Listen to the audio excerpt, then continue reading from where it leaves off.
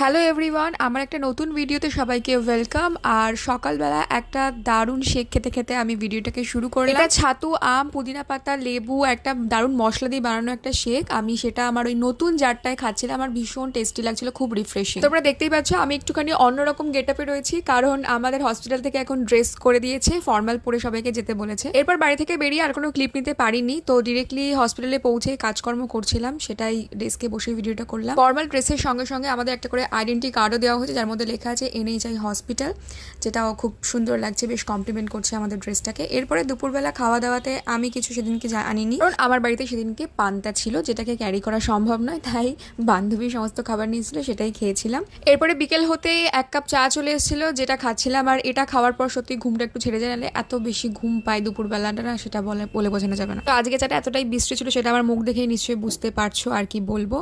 এরপরে বাড়ি গিয়ে মা পুজো দিয়েছিল, সেই পুজোরই প্রসাদ খেয়েছিলাম আর দিনটা হবে কমপ্লিট করলাম।